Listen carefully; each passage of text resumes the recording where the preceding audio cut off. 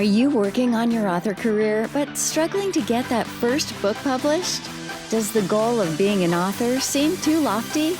Or thoughts of having multiple books and making a full-time living are as fantastical as living in Cinderella's castle? Welcome to Discovered Wordsmiths, a podcast where aspiring authors can be heard.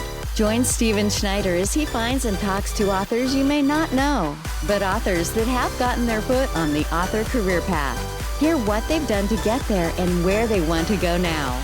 Settle back. It's time for a bit of inspiration and advice. Come listen to today's Discovered Wordsmith. So welcome back, part 2 of our podcast with Jeff. We were talking about his book, Boy Lessons. This time we're going to talk a little bit more for the writers in the audience.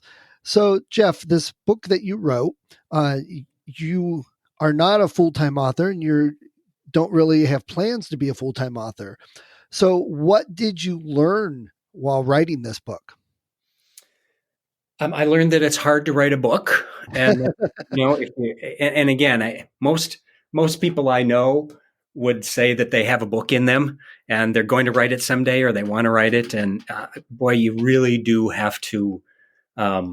You got to put your mind to it and stick to it. It took me a while to write this book because I didn't just say, okay, in the next 2 months, I'm going to get this thing done. I did it in kind of fits and starts over the course of about a year. And that was easy because of the type of book it is. It's a lot of little short lessons. I imagine it would be even harder if I were writing a fiction book with long chapters. I think you probably have to be more dedicated than I was to this. But the one thing that I did learn is that I have great appreciation for people who actually start and then finish a book, because my guess is there's a lot of started books out there. Yeah. You hear a lot of people going, well, that's easy to do. I could do that. Yeah. And I do like that you did it, like you said, in fits and starts, because it's not always, you can still write a book. It's not always something you have to like dedicate hours every single day to. Right. And I was in a position where I was working full time and looking for something new. So that wouldn't have been possible for me to say, 4 hours every day for a few months, I'm going to write. It just wouldn't have been the time in the day. So this worked out really well for me in my situation. And I know for people whose style or what works for them when it comes to writing is they need to devote large chunks of time or disappear and go somewhere else for a while. That would have been really, really hard for me with my lifestyle. Right. So when you were writing, what software and services did you use?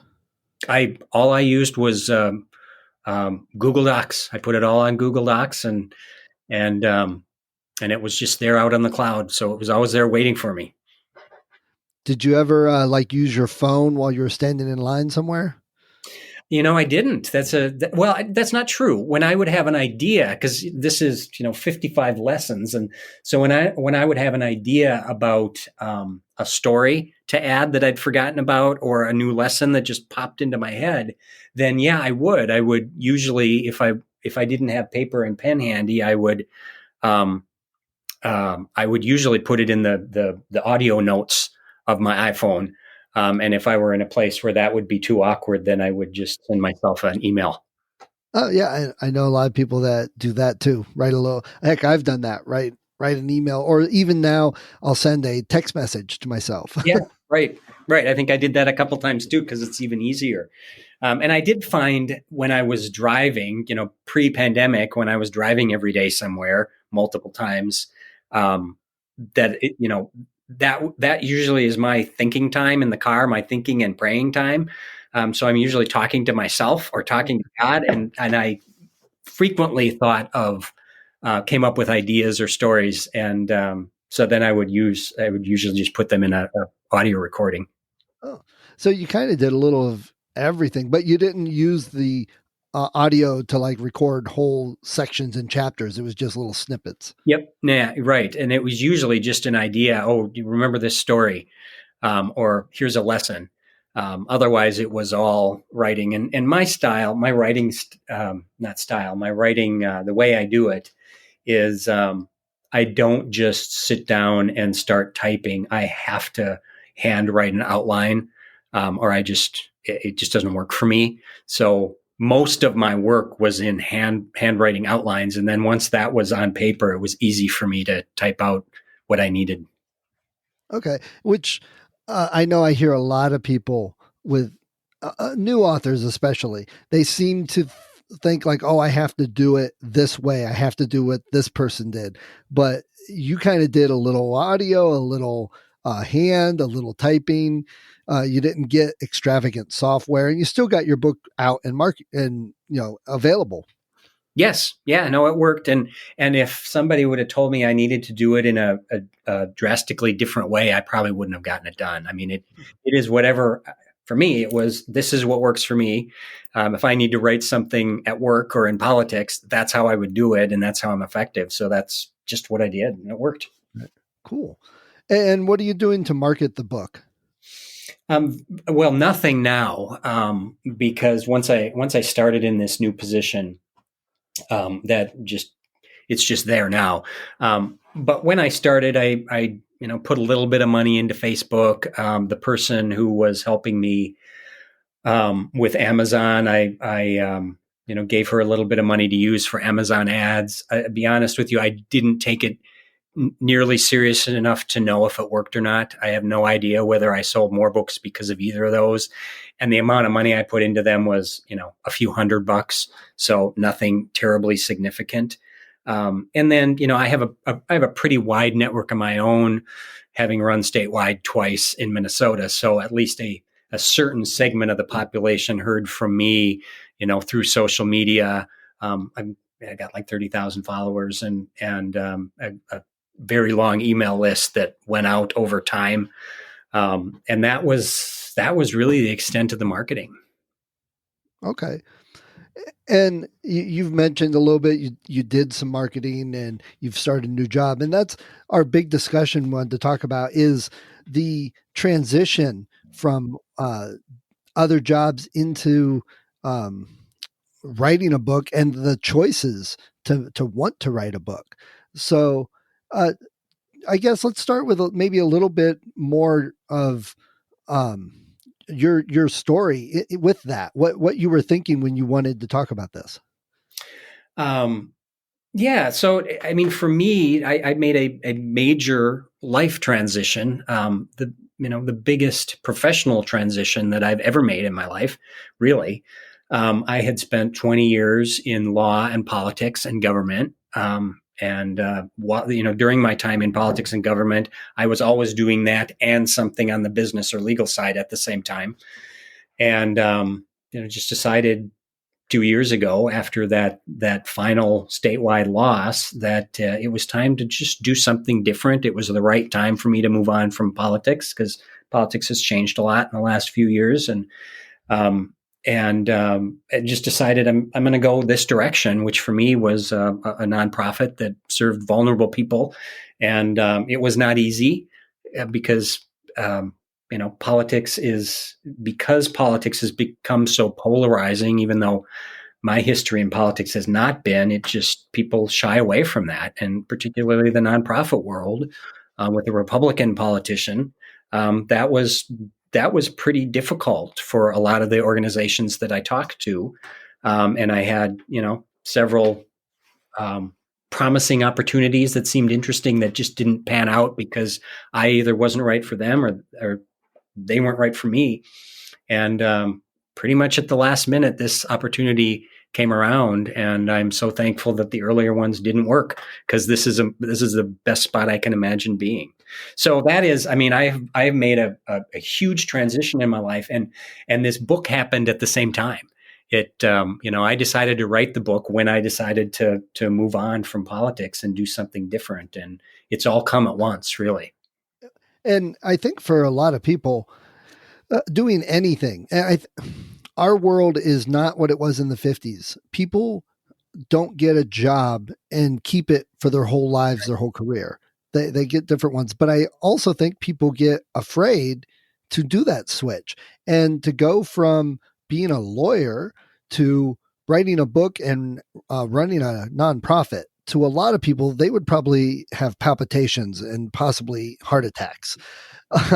So, because it's scary to them. What I guess didn't make it as scary for you? Um, that's a great question. It might be my personality more than anything else. And I have a quote up on my wall from Helen Keller that says, "Life is either a daring adventure or nothing at all." And that's just how I have approached, particularly my professional life. Sticking your neck out there to run for statewide office is scary, and you open yourself up to any secret you have in your life because they'll find it if it's out there. And unfortunately, you open your family up to criticism, although that didn't really happen with mine. So maybe it wasn't all that scary for me because that's just kind of what I've done. I've jumped from a job as a lawyer in a law firm to a job in a big corporation to starting my own little business that I did on the side when I got into politics. And that was a bigger leap than the one I'm taking now, actually. But yeah, it probably wasn't as scary for me because I'm just kind of used to doing things and I get restless after a while. Okay. And with the book topic, it didn't have really anything to do with your work life, where most of your adult experience has been.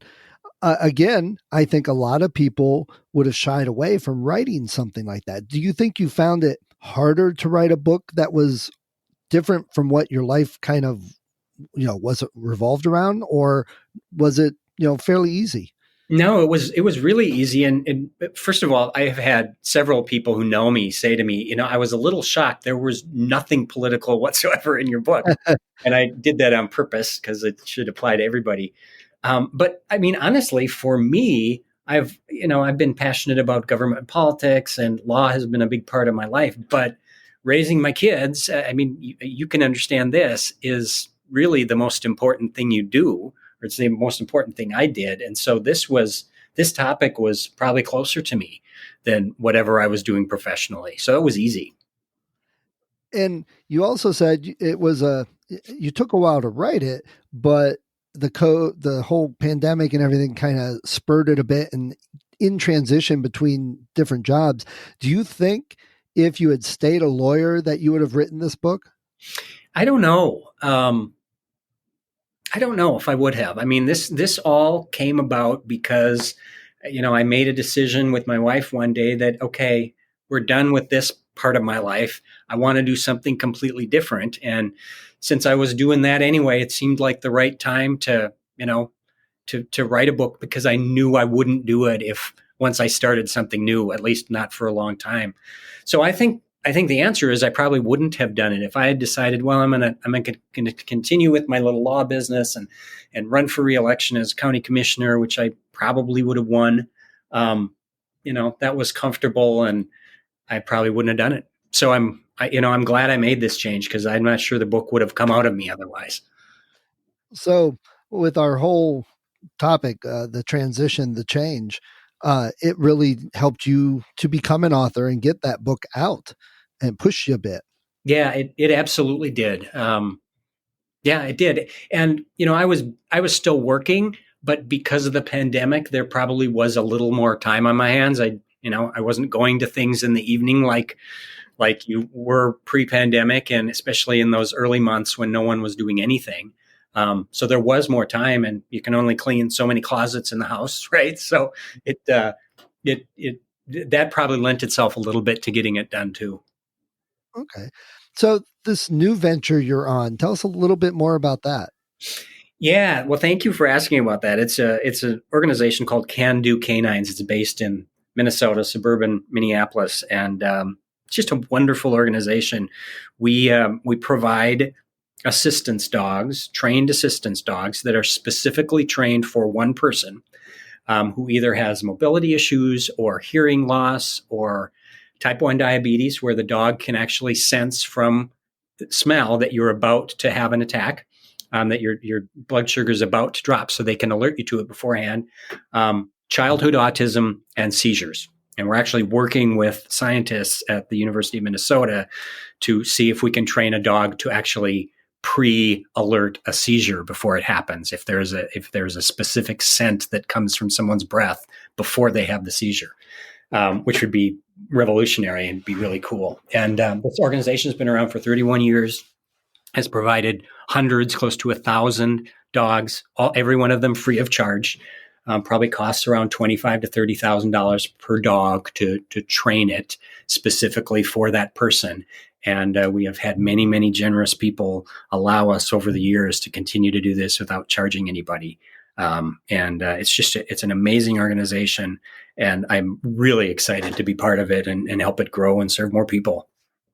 That I love that. My wife, her second son, is autistic, and she probably would have loved to have a dog when he was growing up. Yeah, and the thing about these that is our longest waiting list, because it's hard to find the right dog for that. I mean, they have to have a very specific personality. They have to be big and strong, because one of the things they do is they're always tethered to the child, so that the kid can't bolt. But the other thing that we've learned, and scientists have learned since we've started doing this, is that these dogs create a bridge to people for these kids who otherwise are either disinterested or terribly uncomfortable interacting with people in ways that we're used to. And for whatever reason, the dogs help them do that, partially because everybody wants to come and see their dog. And before, most people would probably avoid them because they may be acting up in public or they're uncomfortable. So it really, it not only physically helps the child and especially the parent from, by keeping them safe from running out into the street, but it helps them mentally and psychologically just become more integrated into society, which is, it's just watching these kids and seeing the stories is so cool. I mean, it's just amazing. I can think of one instance where that would have been so helpful. My wife told me they were at an amusement park once, and this is the only time that her son got away. She lost track of him for just a little bit, and it was a very autistic thing. He was super interested in the Batman ride, and he loved Batman. He wanted to go on the Batman ride, but it was very, very long line, and they had other things they wanted to do, so they would go circle back to it. But for the autistic brain, no, I want to ride. I want to go, and he did. He just went. So I think having that dog would have not only put her a little more calm and at ease, but known that he was probably safe and they'd find him. Right. Yeah. And I mean, ideally the dog would have stopped him from doing it, because it's stronger than the kid. If you have a 14, 15-year-old that weighs 160 or 70 pounds, that might be different. But most of our autistic kids are quite a bit younger. Right. And at the time, he was very gangly, is what I understand.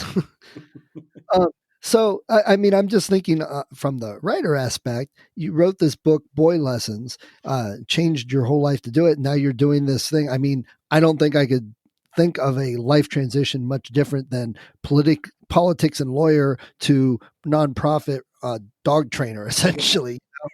But I can see that there could be some lessons in this to learn, that I could see a second book from you based around this nonprofit and the lessons learned from people with disabilities and the dogs that you're training. Yeah, no, absolutely. I hadn't thought about it either. There could be a book about major life transitions, and there could be a book similar to this one about, what I've learned from the dogs or what I've learned from our clients. Yeah. After a while, after being here for a few years. Right. And so you've written the one book. So just the prospect of writing a book about dealing with life changes and major transitions in life, or a book about people with disabilities and trainer dogs, does that scare you? Do you back away from it and say, I don't know if I could do that? No, not at all. I mean, I couldn't do it now because I don't know enough. Right. And Right. to make it worthwhile and interesting, I think it'd probably take a few years for me to be in a place with respect to the dog and how they interact with people with disabilities. But no, that would be kind of fun. It would strike me as the sort of thing that I would do at my next major life change, which probably will be retirement for me in 10 years. And that might be the right time to do it. Maybe that's a new goal I should have. That would be, that'd be a great book. I think I'd love to see some of that. My wife would probably love to work with you. She loves animals like that. Really? Yeah, that Um, would be kind of fun. And it would be unique. There's probably not a book out there quite like that. right. Yeah. And the fact that I was leading the question a bit, but the fact that you've had a book written, in between several different changes in life and during a pandemic, you wrote a book. So the idea of writing a second book is not as scary, and you can do it. I think that's right. I think once, absolutely. I mean, if I had started a book and just never gotten it done, then the thought of starting over again on something else would be pretty daunting. But knowing that I can do it, and again, this is a relatively short book, but it's still, it's many, many hours of work, and once I put my mind to it, I got it done. I think that does make it less scary to think about doing it again someday. Yeah, that's great. If we're ever your way, I'm sure my wife would love to stop and see what you guys do. Yeah, we would love that. We've got 4 acres in suburban Twin Cities and a huge facility, and a lot of dogs. So we would love that. Now, she's talked about wanting to have a farm or something along those lines. And my one daughter, she has been interested in service animals. So, I mean, that might be something our family might get into. Who knows? Maybe it'll be our life transition that I could write about. You never know. Yeah, if you are ever in the Twin Cities, we would love to have you and give you a tour and let you meet some of the dogs. That'd be great. So before we get going here, Jeff, do you have any other advice for new authors? Anything else to put out there for them? The only thing other than, put your mind to it and be realistic about the timeline. The only other thing is to make sure you're writing about something that excites you and interests you, and maybe that's obvious to people, but I gave a lot of thought about when I decided I want to write something. I gave a lot of thought about what it should be about, and I'm glad I chose what I chose, because it's something that I'm extremely passionate about and care about a lot, probably more than anything else in life. And it made it much easier and much more fun to write the book. Great. All right. Well, I appreciate you taking some time today, Jeff. And the book sounds great. I'm going to go check it out. Even though between us, we've raised 5 kids already, we still have one middle schooler left. And we always tell him we feel bad because we've learned everything from the other kids. Yeah, that's kind of how it works. So. Yeah. He can't get away with much of anything. Yeah, it's really not fair. Poor kid.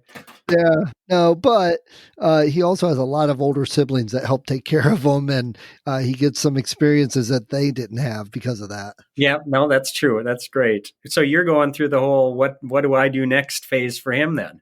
Yeah, once again, and luckily though, me and my wife can tag team him pretty well. Yeah.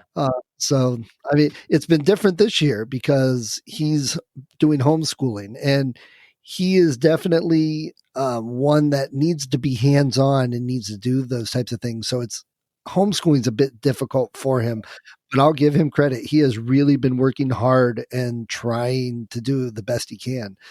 So, that I'm sure there's going to be some books coming out about lessons learned during the pandemic, and, more books for homeschooling and how to do it, because I see it happening more actually. Yeah, I do too. A lot of people have chosen to do it, and for some people it worked really well. Others it was a disaster. But for those that it worked well, there are probably lots of great lessons to be learned.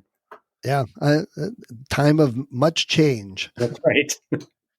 All right. Well, Jeff, I appreciate you taking the time today and talking to us about your book, and I wish you the best of luck on it. Thank you, Stephen. I appreciate it. And even more so, I wish you luck with your canines, that they do well, because that's a very great endeavor that you've got going. Yeah, thank you. I'm excited to be here. Great. Thanks, Jeff. All right, thank you. Thank you for listening to Discovered Wordsmiths. Come back next week and listen to another author discuss the road they've traveled, and maybe, sometime in the near future, it might be you.